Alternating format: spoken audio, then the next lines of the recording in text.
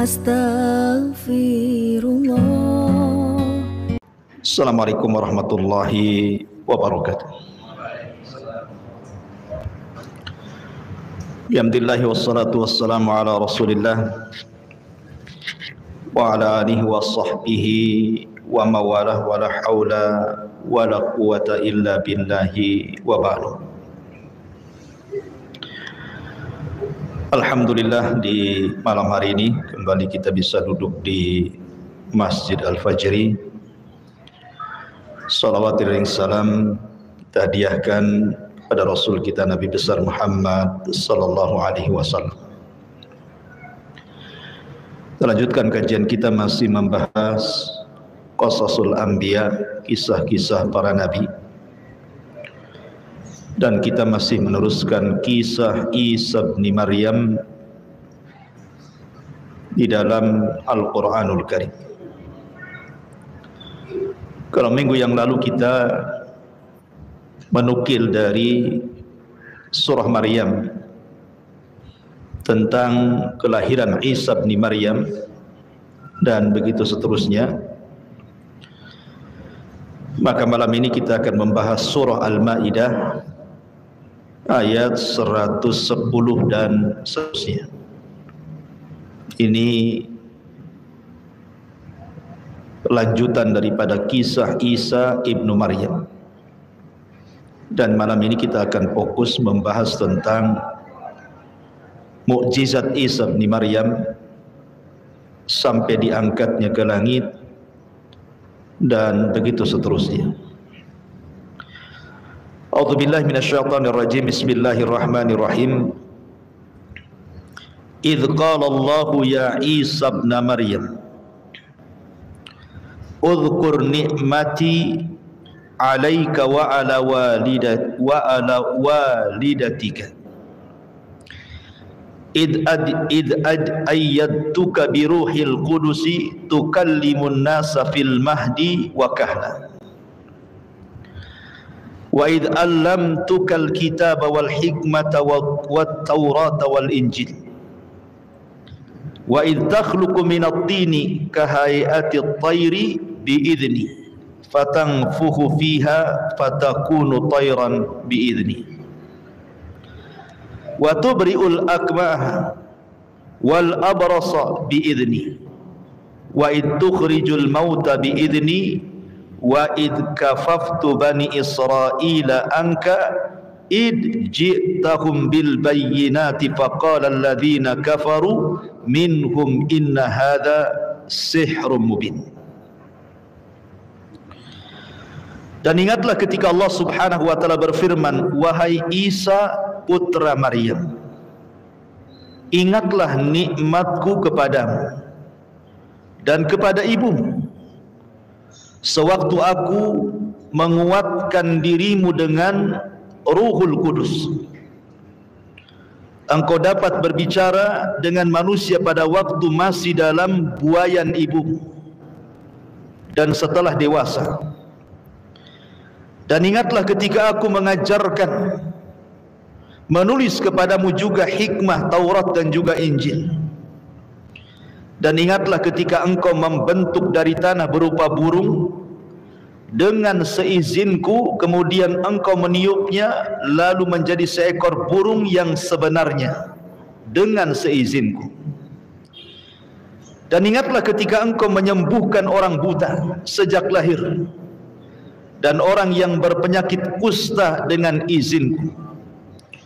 Dan ingatlah ketika engkau mengeluarkan orang mati dari kuburan menjadi hidup, semua dengan izinku.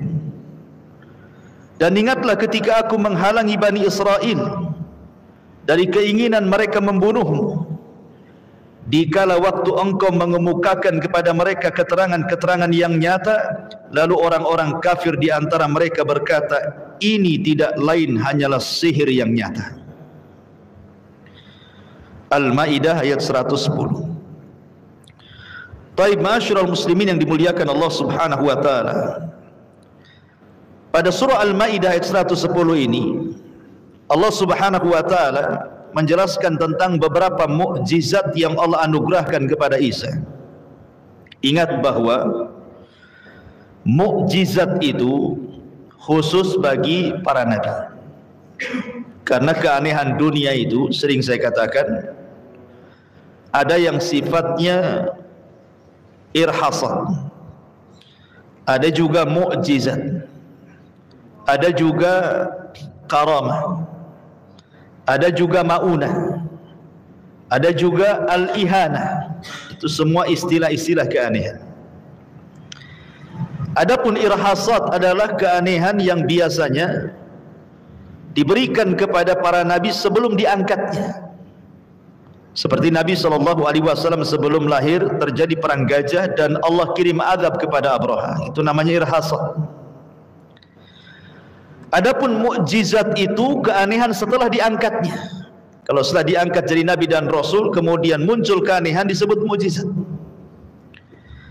Kemudian di sana ada karamah. Karamah itu keanehan yang diberikan kepada wali-wali Allah Subhanahu wa taala. Kemudian di sana ada maunah.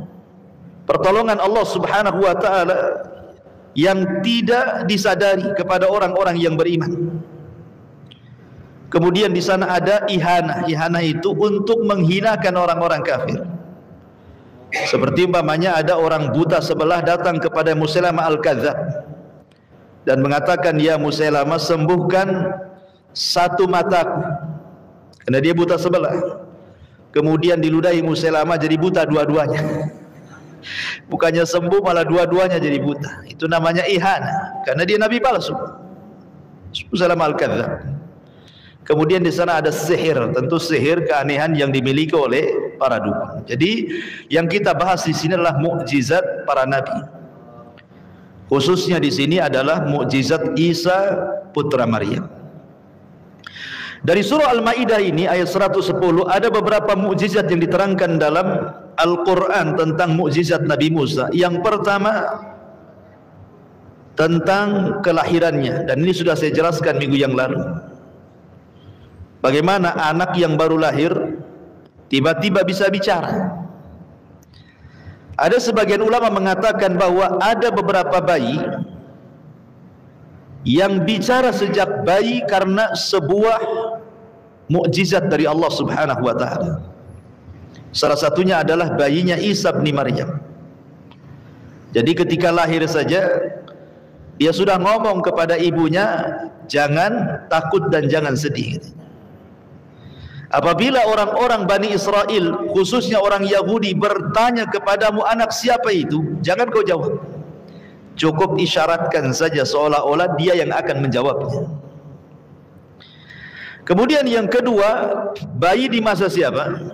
Di masa Juraiz Al-Abid. Ada orang ahli ibadah di zaman Bani Israel. Kemudian dia sedang sholat sunnah. Dipanggil oleh ibunya, "Ya Juraiz." Tapi Juraiz tidak membatalkan sholat sunnahnya. Harusnya dia batalkan karena panggilan orang tua hukumnya wajib. Sholat sunnahnya sunnah saja. Tapi karena dia tidak memiliki pengetahuan soal itu, dia malah meneruskan sholatnya. Sampai ibunya ngamuk murka kemudian mendoakan keburukan. "Ya Allah, semoga Juraiz jangan diwafatkan sebelum terfitnah oleh wanita pelacur." Doa seorang orang tua ikhwan itu mustajab. Ya, walaupun doa buruk, hati-hati, jangan sampai membuat marah orang tua akhirnya mendoakan keburukan. Akhirnya betul doa ibunya mustajab. Jadi satu ketika ada orang yang tidak suka dengan Juraiz, ingin memfitnah Juraiz ini dengan cara mengutus wanita pelacur. Kemudian wanita pelacur ini menggoda Juraiz, tidak bisa. Mendekati Juraiz, tidak bisa. Karena dia kokoh imannya. Lah di sekitar tempat ibadah Juraiz itu ada seorang penggembala. Berzinahlah wanita ini dengan penggembala itu. Kemudian hamil. Kemudian saat hamil itulah dia menuduh Juraiz yang melakukannya. Ketika kemudian bayi itu lahir, kemudian orang-orang pun bertanya itu bayi siapa. Wanita pelacur ini mengatakan ini bayinya Juraiz. Marahlah orang-orang, akhirnya dirobohkan tempat ibadahnya. Dan ketika hampir mau membunuh Juraiz, kata Juraiz, "Berikan waktu untuk aku melaksanakan sholat 2 rakaat." Akhirnya kemudian pun berwudu, kemudian solat 2 rakaat. Kata Jurayj, datangkan tu bayi ke hadapanku. Ketika didatangkan, dicubit bayinya. Man abuk, siapa bapakmu? Katanya. Kemudian bayi ini tiba-tiba bicara dan mengatakan, Abi ra'il ghanam, bapakku tu pengembala kambing tu, katanya. Kan? Akhirnya menyesalah Bani Israel dan mengembalikan tempat ibadahnya. Ya, coba kalau bayi-bayi hasil zina itu dicubit kemudian ditanya siapa bapakmu, kan? Ketahuan semua siapa bapaknya itu. Ma'asyiral muslimin yang dimuliakan Allah Subhanahu wa taala. Ini bayi yang kedua. Kemudian bayi yang ketiga di masa Masyitah. Masyitah itu tukang sisirnya anak putri Fir'aun. Dan dia sudah beriman dan menyembunyikan keimanan kepada agama Nabi Musa bersama majikannya Asia bintu Muzaim, istri daripada Fir'aun. Ketika dia menyisir putri Fir'aun, jatuh pula sisirnya. Ketika jatuh, dia refleks mengucapkan bismillah, kemudian diambil sisirnya. Kata putrinya Fir'aun, siapa Allah itu yang kau sebut-sebut itu? Apakah dia maksudnya bapakku? Maksudnya Fir'aun, karena Fir'aun kan ngaku Tuhan. Kata Masyitah, bukan. Allah itu Tuhanku, Tuhanmu, dan Tuhan bapakmu. Marah dia, kulaporkan ucapanmu kepada bapakku. Marah Fir'aun. Akhirnya suruh murtad, tak mau. Dibuatkan kuali, kemudian diletakkan zait, minyak yang banyak.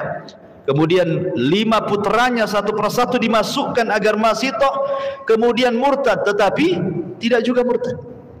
Sampai ketika bayi yang digendongnya, itulah makanya Masyitah ketika melihat bayi agak sedikit khawatir. Ya. Ketika anak-anaknya yang sudah besar dimasukkan pun Masyitah tetap istiqomah tuh. Tapi ketika sampai kepada bayinya, sempat goyah keimanannya. Tiba-tiba bayi ini bicara dan menenangkan ibunya dan mengatakan, tidak mengapa wahai ibuku, lemparkan dirimu kepada kuali karena engkau di atas kebenaran, katanya. Engkau di atas kebenaran. Dalam riwayat, engkau akan berjumpa dengan aku di surga. Nah, ini bayi ini juga bisa bicara, kan itu ya. Jadi yang pertama Isa bin Maryam, yang kedua kisah Jurayj, gitu ya. Dan yang ketiga kisahnya siapa? Kisahnya Masyitah, tukang sisirnya putri daripada Fir'aun, gitu ya. Ini yang masyhur dari bayi-bayi bisa bicara ya. Tapi kan di zaman sekarang nggak ada. Zaman sekarang kalau ada bayi bisa bicara, tengok itu punggungnya, ada baterainya nggak? Ada baterainya, boneka berarti. Karena ini keajaiban. Ya, jadi itu salah satu mukjizat Nabi Musa alaihi salatu wasallam. Kemudian yang kedua, ya, di antara mukjizat Nabi Musa saat lahir juga, dia terlahir tanpa bapa, kan itu ya. Dan Allah Subhanahu wa taala mengatakan, inna masala Isa kamatsali Adam. Permisalan Isa itu sama dengan Adam. Kalau Adam tercipta tanpa ayah dan ibu, kemudian Hawa tercipta tanpa ibu, maka apa bedanya dengan Isa? Semua kuasa Allah Subhanahu wa taala. Jangan dibeda-bedakan. Allah itu ala kulli syai'in qadir. Tetapi kelahiran Isa tanpa bapa itu bukan berarti dia anak zina seperti tuduhan Yahudi, tidak. Dia seorang nabi. Dan itu bentuk mukjizat saat kelahirannya. Kemudian yang ketiga, kana Isa alaihi salatu wassalam yushkilu at-tayra wa yanfukhu fihi fayakunu tayran biiznillah. Jadi terkadang Isa bin Maryam, ketika orang-orang Bani Israel meminta mukjizat kepada Nabi Musa alaihi salatu wassalam, maka salah satu mukjizat yang ditampakkan, terkadang Isa mengambil tanah-tanah lempung, kemudian dibentuk menjadi patung burung, kemudian setelah itu dia berdoa kepada Allah Subhanahu wa taala, Allah kirimkan ruh kepada burung itu. Setelah Isa meniupnya, tiba-tiba kemudian patung burung itu menjadi burung betulan, kemudian terbang. Ya, ini juga salah satu yang disebutkan dalam surah Al-Maidah. Wa Isa bin Maryam bisa menghidupkan burung dengan izin Allah Subhanahu wa taala. Kemudian yang keempat, Nabi Isa bin Maryam mampu menyembuhkan dengan izin Allah penyakit buta permanen dan penyakit kulit. Dan ingat kawan, para nabi itu apabila dibekali mukjizat oleh Allah Subhanahu wa taala, maka mukjizat yang dibekali kepada para nabi itu pasti akan disamakan dengan kebiasaan kaumnya. Kalau di zaman Nabi Musa alaihi salatu wasallam kaumnya membiasakan diri untuk mempelajari sihir, maka mukjizat Nabi Musa itu hampir mirip dengan sihir. Ketika tukang-tukang sihir melemparkan tambang-tambang yang sudah dipotong kecil-kecil tiba-tiba jadi ular, maka Musa mengeluarkan tongkatnya kemudian dilempar menjadi ular betulan. Kalau itu kan ular hayalan, kalau ini ular betulan. Jadi mukjizatnya kan hampir mirip gitu kan, tapi bukan sihir, dia mukjizat. Ya.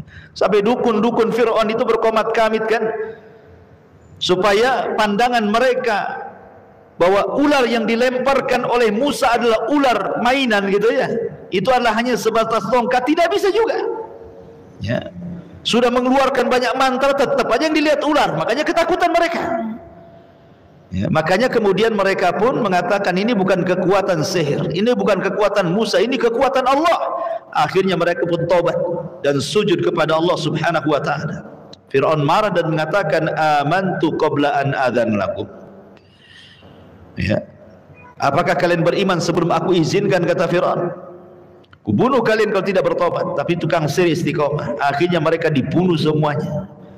Abdullah ibn Abbas mengatakan, lihat tukang-tukang sihir Fir'aun itu, di pagi hari mereka tukang sihir yang jahat, di sore hari mereka sudah menjadi syuhada yang baik, katanya, karena mati syahid di tangan Fir'aun. Ya. Lah begitu juga Nabi SAW diberikan mukjizat dalam berupa Al-Quran gitu ya. Banyak mukjizat Rasul itu, bahkan terbanyak mukjizat yang diberikan Allah kepada Nabi SAW. Kenapa? Karena para nabi itu diutus kepada kaumnya saja, tapi Nabi itu kan diutus kepada semua manusia, makanya mukjizatnya macam-macam. Dan yang paling besar adalah Al-Quran. Kenapa? Karena di zaman itu orang-orang Arab khususnya, mereka sedang berbangga dengan syair, dengan bahasa. Diturunkan Al-Quran yang bahasanya sangat tinggi, yang tidak bisa ditandingi oleh syu'ara, para ahli syair atau para pujangga. Lah di zaman Nabi Isa itu justru kebiasaan kaumnya adalah mereka suka meracik obat. Ya, jadi perobatan itu sudah menjadi pekerjaan mereka, sehingga kemudian mereka mendapatkan racikan-racikan herbal mampu mengobati penyakit yang dulunya dianggap luar biasa, sekarang dianggap penyakit biasa karena sudah ditemukan obat-obatannya. Makanya mereka pakar-pakar pengobatan.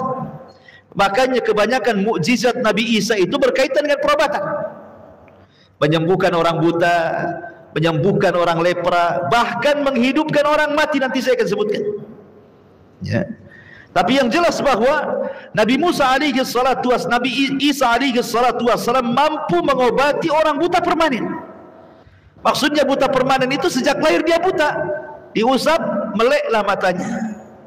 Kalau kulitnya penuh dengan penyakit, diusap hilang semua, menjadi bersih kulitnya.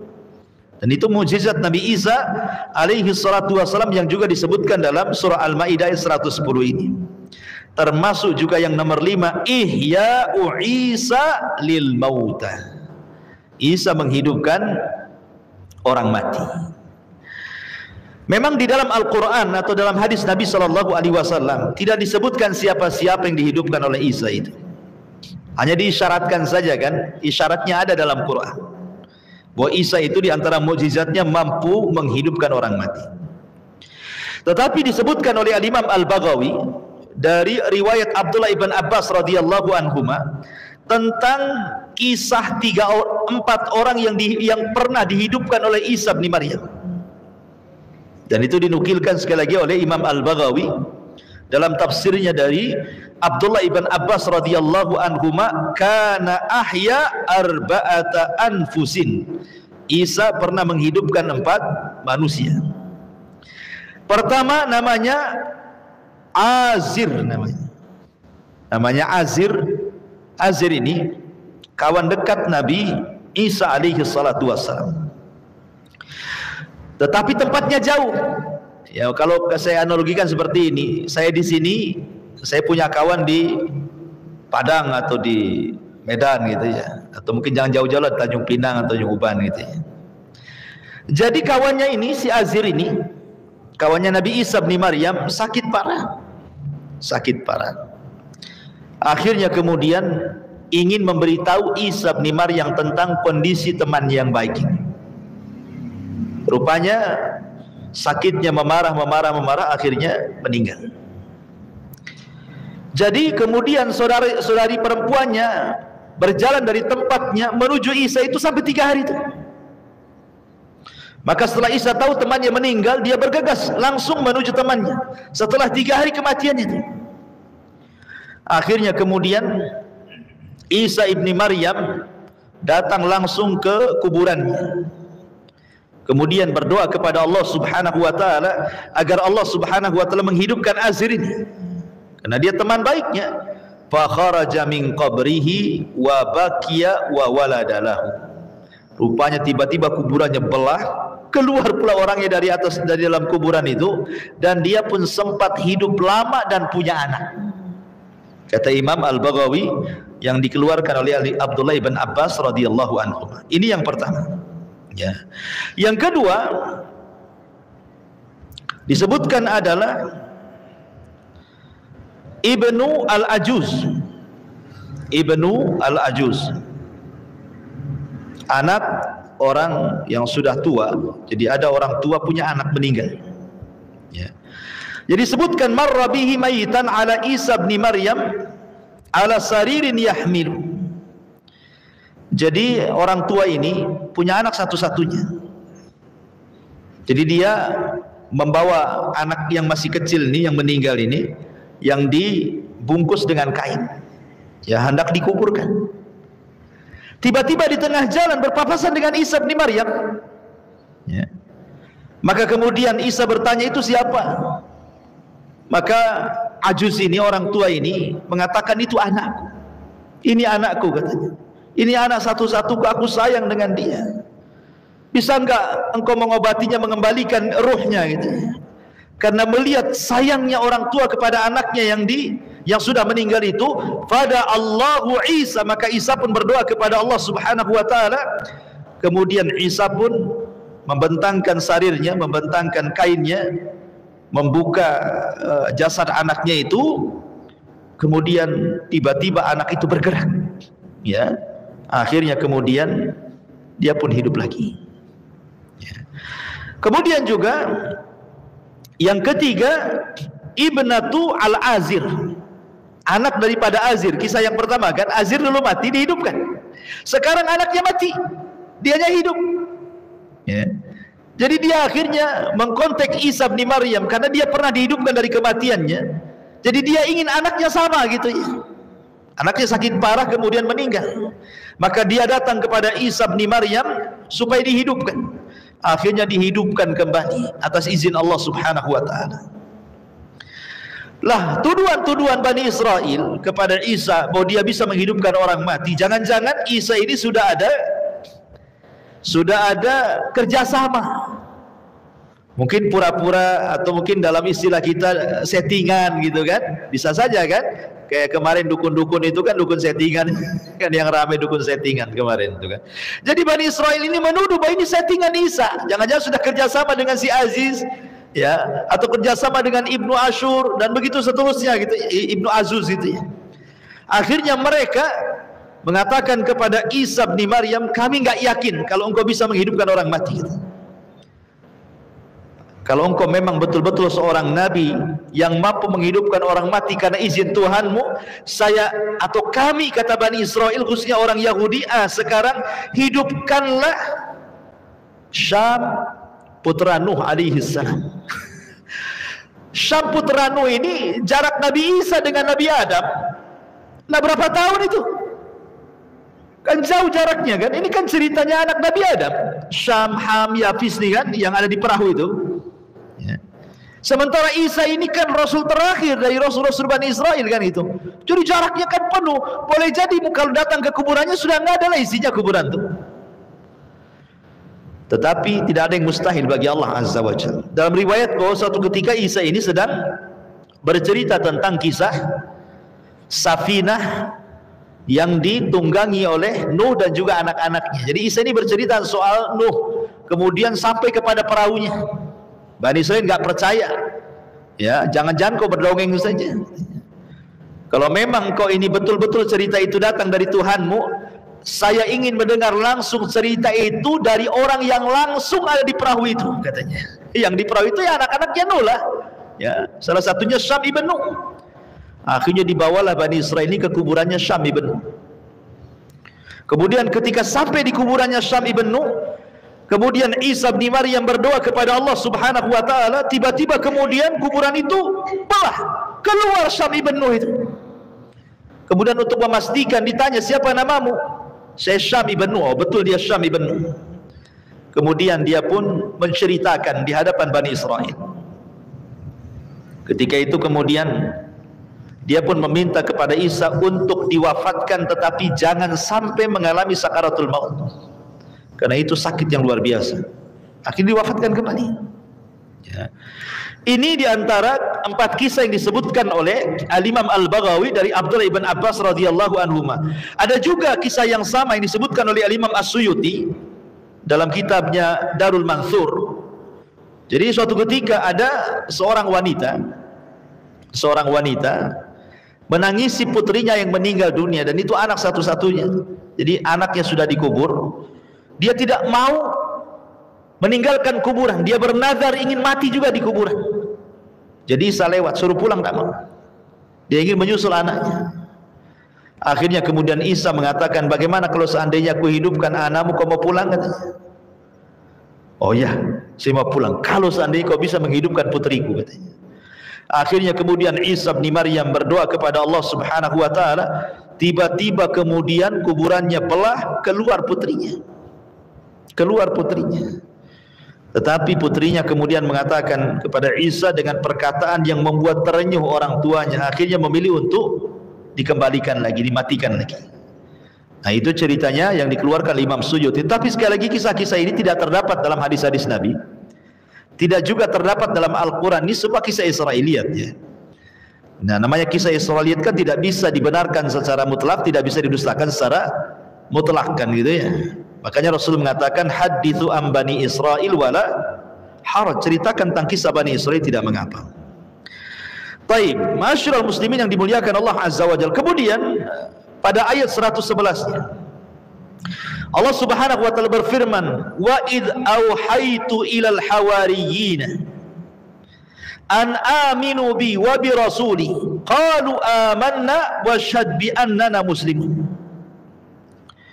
Dan ingatlah ketika aku ilhamkan kepada pengikut-pengikut Isa yang setia, yang disebut dengan Hawariyun, berimanlah kamu kepadaku, berimanlah kamu kepada Rasulku. Mereka menjawab, kami telah beriman, dan saksikanlah wahai Rasul bahwa kami adalah orang-orang yang berserah diri. Hawariyun adalah istilah yang diistilahkan untuk murid-murid setia Nabi Isa bin Maryam. Jadi kalau dalam sahabat-sahabat Nabi SAW itu ada yang disebut dengan al-mubashiruna, al-asharatu al-mubashiruna bil jannah. Ada 10 sahabat yang dijanjikan masuk surga, gitu. Orang-orang khususnya Nabi. Lah Isa bin Maryam itu punya orang-orang khusus namanya Hawariyun.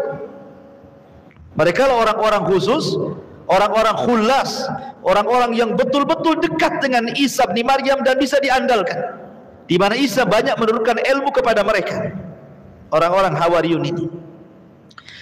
Dan dalam sebuah hadis Nabi SAW mengatakan, Az-Zubair ibnu ammi wa hawari. Zubair itu anak pamanku dan dia adalah sahabat yang paling setia denganku. Dan setiap umat punya Hawariyun, dan aku pun punya Hawariyun, Zubair ibnu Awam radhiyallahu anhu. Bahkan Nabi SAW bersabda dalam sebuah hadis yang dikeluarkan Imam Muslim dari Abdullah ibn Mas'ud radhiyallahu anhu, ma min nabiyyin ba'athahu Allahu fi ummati qabli illa kana lahu min ummatihi hawariyun wa ashab. Tidaklah seorang nabi yang diutus oleh Allah pada umat sebelumku, melainkan dia memiliki pembela yang disebut dengan Hawariyun dan sahabat-sahabat yang setia. Ya'khuduna bi sunnatihi wa yaqtaduna bi amrihi. Mereka berpegang teguh dengan sunnah-sunnah nabinya dan mengikuti perintah-perintahnya. Dari sini menunjukkan bahwa Hawariyun adalah istilah sahabat-sahabat setia bagi Isa bin Maryam. Dan disebutkan oleh Imam Ibnu Ishaq rahimahullahu ta'ala, pakar sejarah, bahwa jumlah Hawariyun yang ada di sekitar Isa, maksudnya sahabat-sahabat khusus itu jumlahnya 12 orang. Ya, 12 orang pilihan. Ya, yang disebutkan oleh beliau nama-namanya memang agak aneh-aneh namanya. Yang pertama namanya Yakobus. Yakobus. Kemudian yang kedua Yohanes, ma'ruf yang kemudian mencatat ataupun mengarang kitab Injil kan, Injil Yohanes kan itu. Itu termasuk Hawariyun Isa. Kemudian Andres, kemudian Filipus, kemudian Matius. Matius juga sama, dia mengarang kitab Injil. Makanya ada Injil Yohanes, ada Injil Matius gitu ya. Ya, ini dua Injil yang pernah dikarya langsung oleh dua murid Isa bin Maryam. Karena Injil yang satunya, yang duanya itu bukan dikarang oleh Hawariyun, tetapi murid-muridnya Hawariyun. Ya, seperti Injil apa itu, ada Matius, ada apa namanya tadi, Yohanes, ada Matta gitu ya. Injil Matta ini dia bukan Hawariyun, dia murid-muridnya Hawariyun. Mungkin bahasa kitanya tabi'in. Ya. Kemudian ada Markus, ya kan? Markus dengan Matta ini dia muridnya Hawariyun. Yang Injil yang dikarya oleh Hawariyun adalah Injilnya Matius dan juga Yohanes saja. Jadi itulah 4 Injil yang disepakati orang Nasrani yang dijadikan rujukan. Adapun Injil-Injil yang lain yang jumlahnya sampai 40 itu hanya sekedar apa ya, referensi saja, bukan rujukan. Kalau rujukan kan ini yang 4 ini. Ya.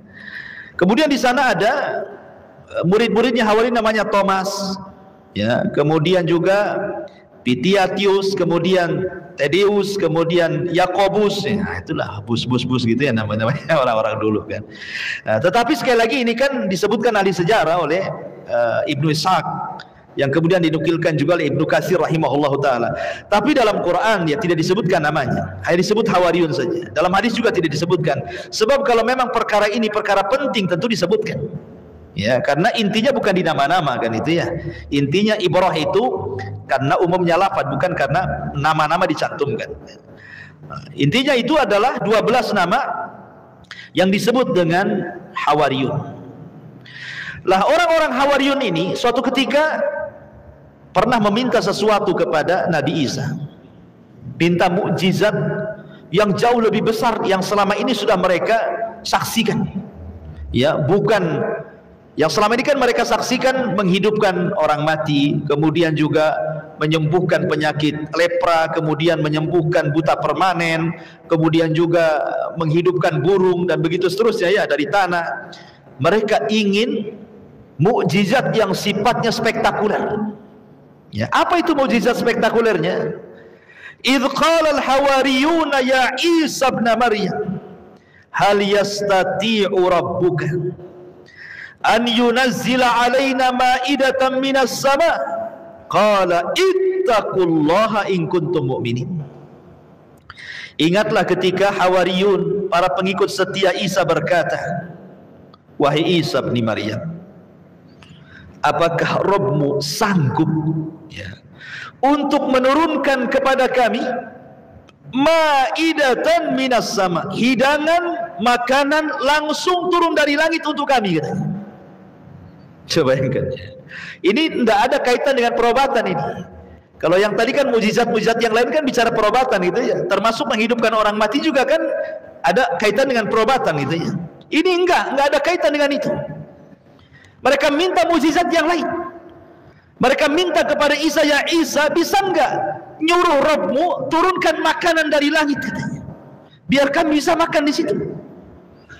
Maka Isa mengatakan, ittaqullah, bertakwa kau kepada Allah, in kuntum mu'minin, kalau kalian memang beriman kepada Allah Subhanahu wa taala.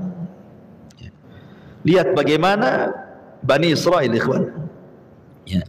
Mereka tidak cukup dengan mukjizat yang ada.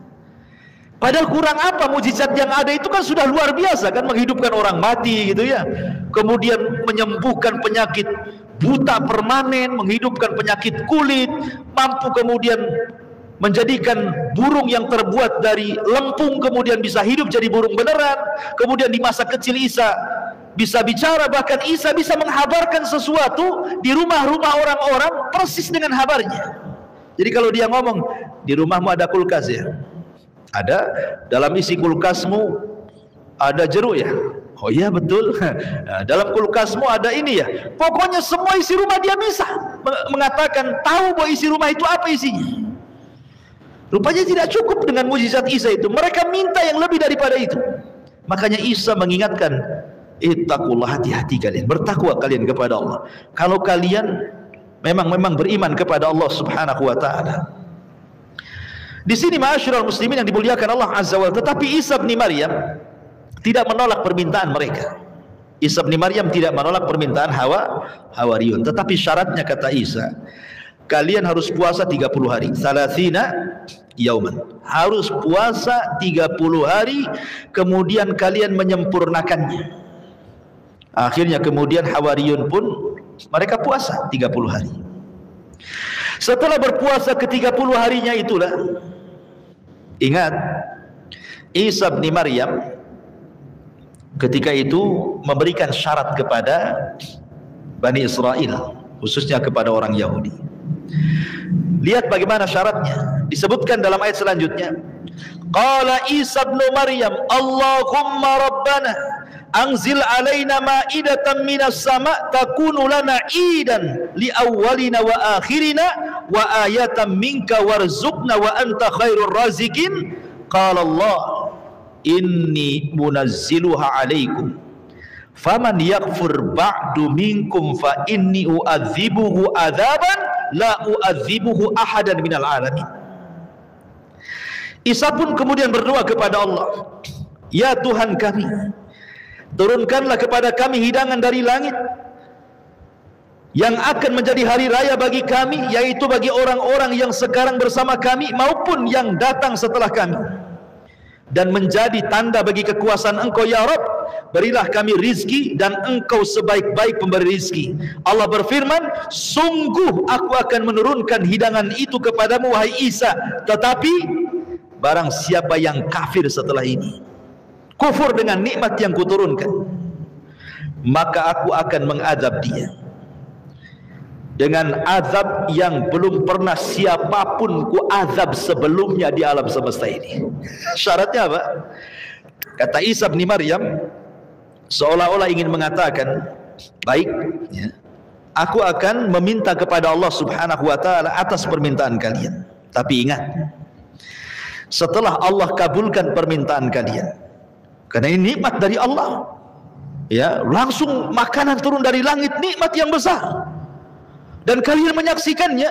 Kalau sampai kalian kufur lagi setelah mukjizat yang terakhir ini, ingat, Allah akan mengazab kalian dengan azab yang belum pernah siapapun diazab sebelumnya di alam semesta ini.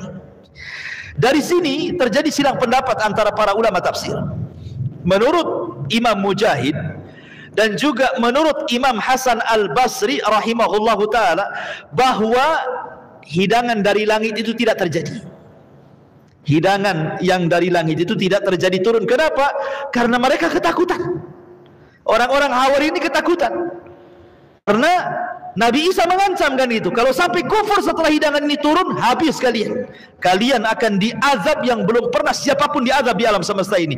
Ketakutan Hawariyun akhirnya meminta agar tidak usah diturunkan. Ini satu pendapat. Salah satu yang berpendapat ini adalah Imam Mujahid dan juga Hasan Al-Basri. Tapi pendapat mayoritas ulama mengatakan tidak, bahkan hidangan itu turun. Kenapa dalilnya? Karena Allah yang mengatakan inni munazziluha, kata Allah, aku akan turunkan. Artinya memang turun. Dan ini pendapat yang kuat. Jadi betul-betul hidangan itu turun dari langit. Ma'asyiral muslimin yang dimuliakan Allah Azza wa Jalla, ketika betul-betul kemudian disebutkan, ketika betul-betul hidangan itu turun dari langit, ada yang mengatakan, ikhwan, hidangan itu, permintaan hidangan turun dari langit itu hari Ahad. Makanya kenapa Isa bin Maryam meminta kepada Allah bahwa kalau seandainya hidangan ini turun dari langit ke bumi, takunu lana idan li awwalina wa li akhirina, kan itu. Akan kami jadikan turunnya hidangan ini menjadi hari ulang tahun kami. Makanya orang-orang Nasrani sampai hari ini menjadikan idnya hari Ahad, kan? Setiap hari Ahad mereka, kan. Kalau Islam hari Jumat, kalau Yahudi hari Sabtu, kan itu ya. Jadi kejadian ini terjadi di hari Ahad. Dan Isa meminta kepada Allah untuk dijadikan id, hari raya kami, orang-orang Nasrani, ya. Untuk kami yang masih hidup dan untuk orang setelahnya. Ya, orang setelahnya orang Nasrani hari ini lah kita lihat, kan. Mereka juga merayakan setiap hari Ahad, gitu ya. Karena ada juga yang mengatakan bahwa turunnya makanan itu pagi dan petang. Ya, jadi pas waktunya makan turun pagi dan juga petang, dan disebutkan dalam sebuah riwayat, ikhwan, bahwa makanan itu bisa dimakan bukan hanya Hawariyun yang makan, tapi ribuan Bani Israel makan dari situ. Jadi orang-orang fakir, orang-orang miskin gitu ya, berdatangan kepada makanan itu, kemudian mereka makan. Sampai disebutkan kanu qariban minal alf, jumlah yang makan itu hampir kurang lebih 1.300 orang yang makan setiap harinya. Setiap pagi makan sebanyak itu, nanti malamnya juga segitu. Akhirnya dan itu masih nyampur antara orang miskin, orang kaya ikut makan di situ. Ya. Akhirnya kemudian Nabi Isa membatasi bahwa yang makan hanya orang fuqara wal masakin saja. Orang-orang fakir, miskin saja. Akhirnya orang-orang munafik itu yang mereka kaya pura-pura miskin, kemudian mengambil makanan itu dan menyembunyikannya. Akhirnya Allah kutuk mereka menjadi babi-babi. Naudzubillah. Ya, ada yang mengatakan seperti riwayat Bani Israel, riwayat Israiliyat. Ya. Tapi intinya bahwa di sini Isa bin Maryam ketika diminta agar hidangan itu turun dari langit, maka Isa bin Maryam tidak menolak dan dia berdoa kepada Allah. Apa doanya? Allahumma Rabbana anzil alaina ma'idatan minas sama takunu lana idan li awwalina wa akhirina wa ayatan minka warzuqna wa anta khairur razikin. Allahumma itu artinya ya Allah. Kita kan sering berdoa pakai Allahumma, artinya ya Allah. Ada yang mengatakan bahwa Allah itu Ismul Azam. Ismul Azam itu ada yang mengatakan Allah, Al-Hayyu, Al-Qayyum, dan begitu seterusnya. Di mana siapapun berdoa yang menggunakan Ismul Azam pasti mustajab. Ya. Kemudian juga kata-kata Rabbana. Hampir semua doa para nabi, ikhwan, mereka mendahulukan dengan kalimat Rabb. Semua para nabi. Kita lihat dalam Al-Quran contoh saja, doanya Nabi Daud. Rabbana afrig alaina sabra. Rabbana, ya Rabb kami, berikan kepada kami kesabaran. Doanya Nabi Zakaria, Rabbi la tadhar fardan wa anta khairul warithin. Ya Rabb, jangan tinggalkan aku sendirian, berikanlah keturunan kepadaku. Kemudian doanya Nabi Ayub, ya, doanya Nabi Ibrahim alaihi salatu wasallam, Rabbi ij'al hadza baladan amina. Ya Rabb, jadikan negeri ini negeri yang aman. Dan begitulah ikhwatu fiddin yang dimuliakan Allah Azza wa Jalla, semua lafaz-lafaz dalam Al-Quran tentang lafaz-lafaz doa para nabi selalu dimulai dengan kata-kata ya Rabb. Kenapa? Apa rahasianya dari kalimat Rabbana, ya Rabb? Karena siapapun ikhwan yang meminta kepada Allah Subhanahu wa taala dan menyebut kalimat ya Rabb, maka semua keinginan kita dipenuhi Allah. Karena kita mengakui rububiyah Allah Subhanahu wa taala. Arti Rabb itu artinya Allah yang menguasai, Allah yang memiliki, Allah yang mengatur, Allah yang kasih rezeki, Allah yang kasih mati, Allah yang kasih hidup. Itulah kalimat ya Rabb. Kita mengakui rububiyah Allah. Makanya dalam berdoa dahulukan kalimat ya Rabb, ya Rabb, ya Rabb gitu ya.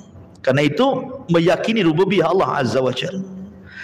Kemudian Nabi Isa bin Maryam berdoa lagi, Allahumma ya Rabb anzil alaina ma'idatan minas sama, turunkan kepada kami sebuah makanan atau hidangan langsung dari langit. Subhanallah, Nabi Isa memerinci. Kan Isa bisa saja ngomong, ya Rabb turunkan makanan, cukup sampai di sini. Tapi dia mengatakan apa? Ya Rabb turunkan makanan langsung dari langit, supaya aku jadikan turunnya itu sebagai id untuk orang-orang yang hidup selama ini dan untuk orang-orang yang setelahnya, dan engkau sebaik-baik pemberi rizki. Ikhwan, makanya perlunya di sini antum kalau berdoa itu kepada Allah Subhanahu wa taala, doalah dengan kesungguhan dan rinci. Ya. Contoh umpamanya anak kita sakit nih. Antum berdoa kepada Allah, ya Rabb, sembuhkanlah anakku. Ya.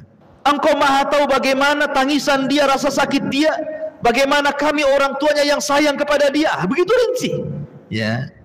Supaya Allah tahu sebenarnya, tetapi dengan rincian-rincian itu menunjukkan bahwa kita ini betul-betul ingin dikabulkan, gitu maksudnya.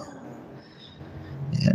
Jadi dengan kita mendoakan, ya Allah sembuhkanlah orang tuaku, kau tahu bahwa dia satu-satunya orang tuaku, aku sayang dengan dia, aku tahu bagaimana rasa sakit dia, ya Allah tolong sembuhkan dia, itu maksudnya.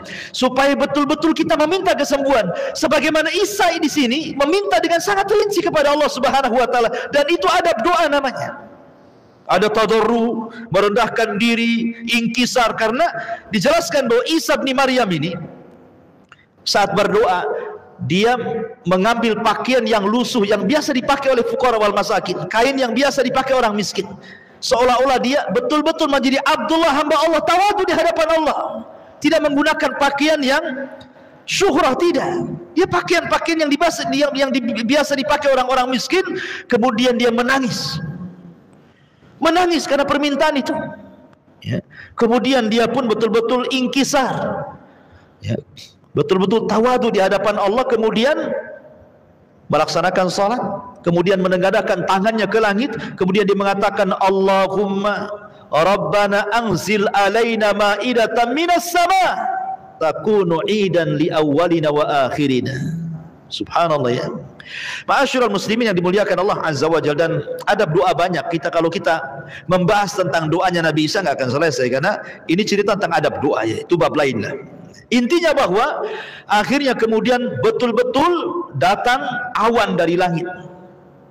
Awan itu membawa makanan di baliknya. Awan itu turun dari langit. Maka semua hawariyun dan manusia menyaksikan awan itu turun pelan-pelan ke bumi.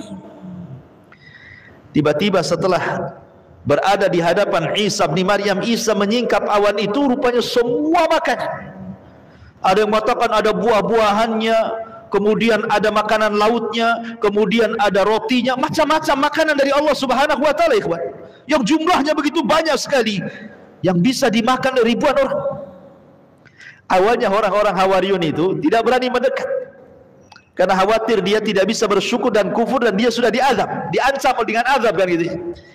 Akhirnya banyak dari mana-mana orang yang makan di situ. Ada juga yang mengatakan bahwa setiap orang yang makan dari hidangan itu, kalau dia stroke dia sehat, kalau dia asam urat dia sembuh, kalau dia penyakit gula dia sembuh. Pokoknya semua penyakit yang makan itu disembuhkan.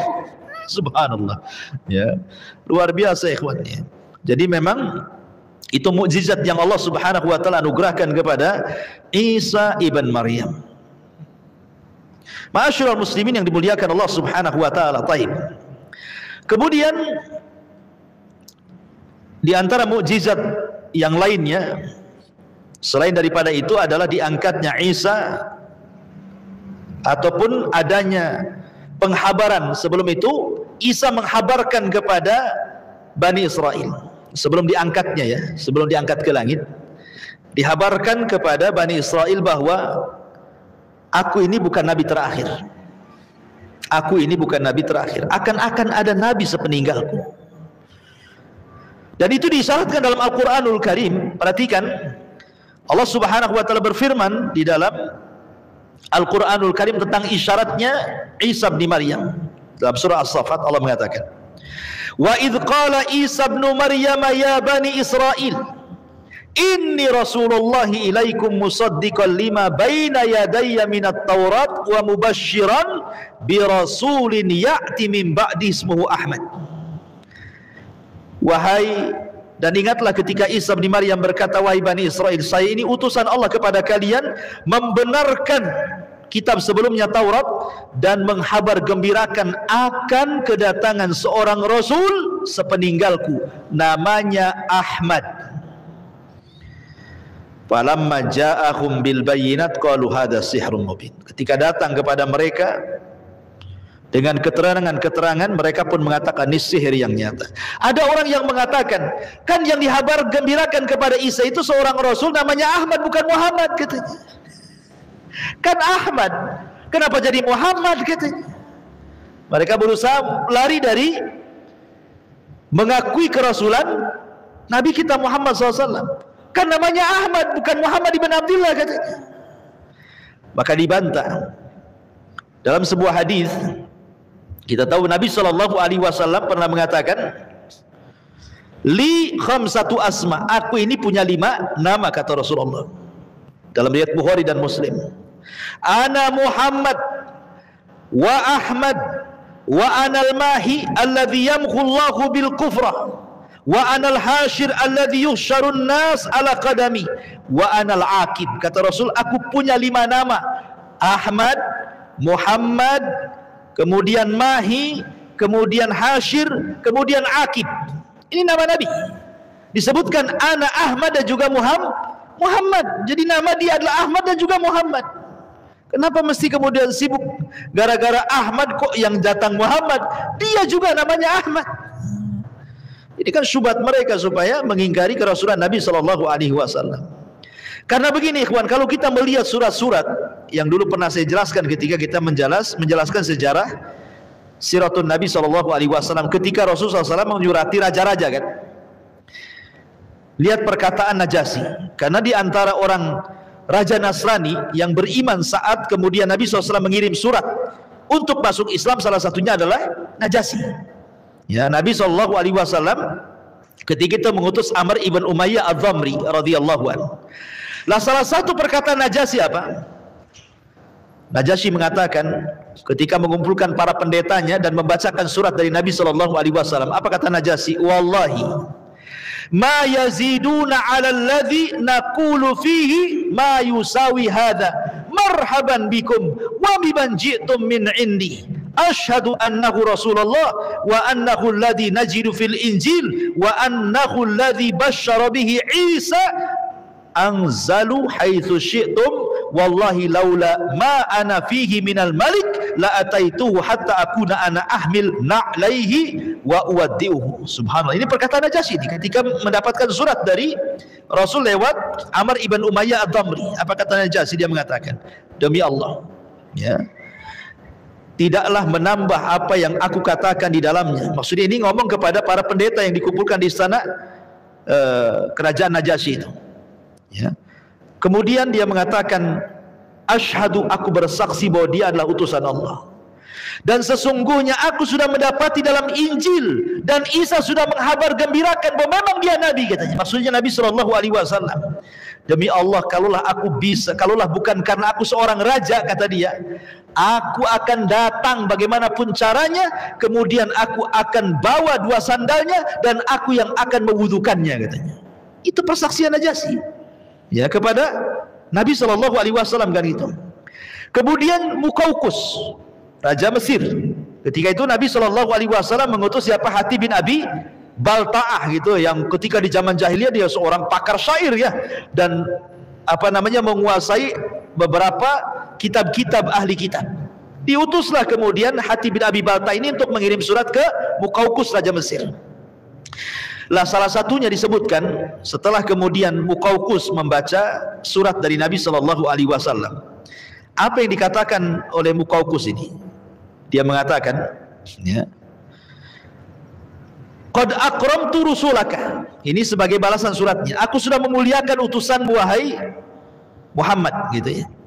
Wa ba'athtu laka bijariyataini, dan aku berikan hadiah kepadamu 2 budak perempuan, Maria Kiptia dan Sirin. Maria Kiptia akhirnya kan digauli Nabi, punya anak Ibrahim. Kemudian Sirin saudarinya diberikan kepada juru bicaranya Rasul namanya Hasan ibn Thabit.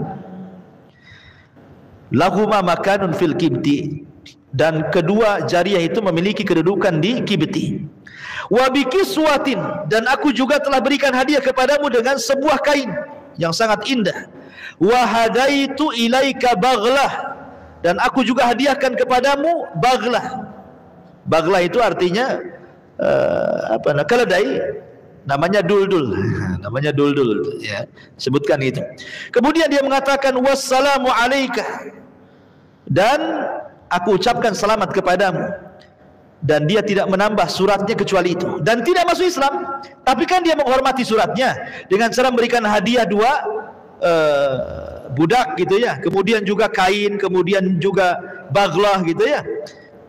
Nabi SAW ketika membaca balasannya dan dia pun tidak masuk Islam, apa kata Rasulullah? Dhannal khabis bimulkihi wala baqa li mulki. Kata Nabi SAW, dhannal khabis, lihat kebakhilannya si khabis, si orang jahat ini, orang jelek ini, maksudnya penguasa Mukawqis ini. Dhanna itu artinya bakhil. Kenapa? Dia takut hilang kerajaannya padahal dia mengakui dia Nabi ya, sehingga dia tidak beriman. Karena di antara isi surat itu salah satunya, aku tahu bahwa Nabi itu masih ada, tapi aku nggak tahu bahwa Nabi itu orang Arab, aku sangka orang Syam, katanya. Dia ngomong begitu di suratnya.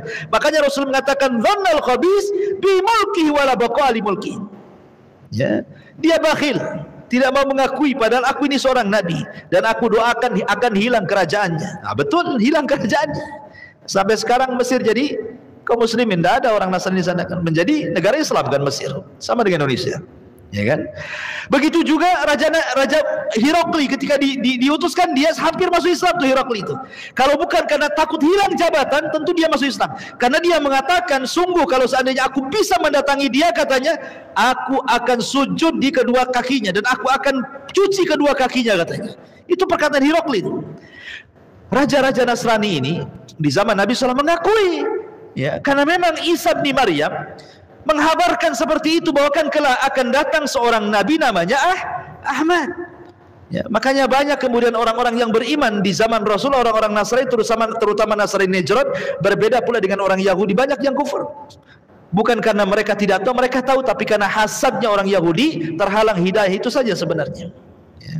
Ma'asyiral muslimin yang dimuliakan Allah Azza wa Jalla. Kemudian yang terakhir, kita membahas tentang diangkatnya Isa ibnu Maryam.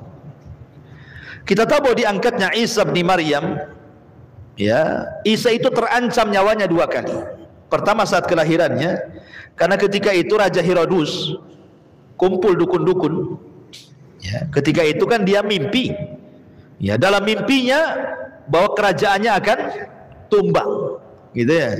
Kemudian Herodus ini mengumpulkan orang-orangnya, dukun-dukunnya, paranormalnya, penasihat spiritualnya, gitu ya. Kemudian diramalkan bahwa akan lahir seorang nabi yang akan menghilangkan kekuasaannya. Akhirnya dibunuhlah bayi-bayi itu. Persis seperti di zaman Nabi Musa, Firaun membunuh bayi-bayi itu. Ya. Lah karena ketakutan ketika Maryam kemudian lahir Isa, ketakutan kalau anaknya akan dibunuh, makanya Maryam akhirnya kemudian hijrah ke mana? Ke Mesir. Sampai ketika mendengar Herodus kemudian meninggal, baru kembali ke Palestina kan itu. Kemudian yang kedua, saat ketika dia sudah besar, ketika usianya sudah 33 tahun, ketika itu kan terjadi pembunuhan kepada 2 nabi, pertama kepada Yahya dan kedua kepada Zakaria, ya kan? Kemudian sang raja khawatir kalau seandainya Isa ini akan membiarkan, karena kan bagaimanapun hubungan Isa, Zakaria dan Yahya itu kan hubungan yang dekat gitu ya. Ya, Zakaria sendiri yang mengasuh ibunya. Ya, kemudian juga Isa dengan Yahya ibn Zakaria ini kan ibnu khala. Ya, ada hubungan kerabat. Ya, sama-sama anak daripada bibinya gitu ya. Intinya bahwa 3 orang ini, Zakaria, Isa dan Yahya ini adalah orang dekat, sama-sama tinggal di Baitul Maqdis, berdakwah di sekitar Palestina itu ya. Ketika kemudian Yahya dipenggal lehernya, kemudian dijadikan hadiah untuk wanita pelacur, maharnya wanita pelacur, kemudian setelah itu Zakaria juga dibunuh, digergaji di dalam hutan itu ya, di dalam pohon. Mereka, raja ini menyangka bahwa Isa tidak mungkin membiarkan atas kematian Zakaria dan Yahya. Sebelum itu terjadi, akhirnya mereka mengirim pasukan untuk membunuh Isa. Lalu ketika itu Isa berada di rumahnya, sedang mengajar 12 hawariyunnya. Jibril memberitahu bahwa dia akan dibunuh. Akhirnya kemudian Isa sebelum datang para tentara ini berpesan kepada 12 Hawariyun, siapa di antara kalian yang mau kuusap wajahnya, maka akan kujadikan dia temanku di sorga. Syaratnya pasti dia ditangkap, dibunuh, disalib. Hadiahnya dia akan jadi temanku di sorga. Ada yang mau? Kan gitu. Tidak ada yang mau kecuali satu orang. Asgharum, yang paling muda di antara mereka, saya wa Isa. Kemudian Isa menawarkan dia lagi, akhirnya dia yang disalib, diusap wajahnya serupa wajahnya persis dengan Isa. Maka Isa pun tidur dikelilingi orang-orang Hawariyun. Kemudian Isa dinaikkan ke langit dan Hawariyun melihatnya. Kemudian setelah Isa diangkat ke langit, sebagian Hawariyun pergi. Sebelum tentara datang mereka pergi, tinggal satu orang yang serupa dengan Isa bin Maryam. Ketika tentara datang, itulah mereka sangka Isa, ditangkaplah dia, kemudian dibunuh, kemudian disalib oleh orang-orang Yahudi. Makanya orang-orang Yahudi mengatakan, wa qaulihim inna qatalnal masiha Isa bin Maryam Rasulullah. Dan perkataan mereka orang-orang Yahudi, sungguh kami telah membunuh Isa bin Maryam utusan Allah. Maka Allah kemudian membantah, wa ma qataluhu wa ma sallabuhu walakin syubbiha lahum. Isa tidak dibunuh, Isa tidak disalib, bahkan Isa diserupakan. Dalam ayat yang lain Allah mengatakan, idh qala Allahu ya Isa inni mutawaffika wa rafi'uka ilayya wa mutahhiruka minal ladzina kafaru wa ja'ilul ladzina tabauka fawqal ladzina kafaru ila akhiril ayat. Wa Isa, aku akan tidurkan kamu, aku akan angkat engkau ke diriku ke langit sana. Makanya Allah kemudian mengangkat Isa dalam kondisi belum mati. Inilah keyakinan Al-Quran, keyakinan hadis Rasul bahwa Isa tidak mati. Walaupun ada sebagian ulama seperti kata-kata Imam Suyuti mengatakan Isa itu sudah mati, Allah wafatkan, artinya wafat betulan, kemudian diangkat ke langit, tapi akan turun di akhir zaman. Tapi pendapat yang kuat, jumhur ulama mengatakan Isa tidak mati, Isa hidup, hanya ditidurkan saja, kemudian diangkat ke langit dan kemudian ditinggalkan oleh Allah di langit kedua. Makanya ketika peristiwa Isra Mi'raj, Nabi SAW naik ke langit kan. Kemudian saat ke langit kedua, kata Nabi SAW, marhaban, kata Isa dan Yahya, marhaban binabiyyin saleh, selamat datang nabiku yang saleh dan temanku yang saleh. Akhirnya kemudian Nabi SAW berjumpa dengan Isa. Bahkan Rasul ketika berjumpa dengan Isa, dia bisa mensifati Isa tuh. Dalam hadis Rasul mengatakan, walakitu Isa, kemudian fana'atahu an-nabiy sallallahu alaihi wasallam fa idza rab'atun ahmar ka'annama kharaja min dimasin yakni hammaman. Dan aku telah berjumpa dengan Isa bin Maryam di langit kedua. Lalu beliau memberi gambaran mengenai Isa, ternyata dia berwajah berwajah tampan, berperawakan sedang, berkulit merah, seolah-olah rambutnya basah, seolah-olah dia baru keluar dari kamar mandi katanya. Sampai Rasul bisa mensifati karena berjumpa langsung dengan Isa di langit kedua, gitu ya. Ma'asyiral muslimin yang dimuliakan Allah Subhanahu wa taala.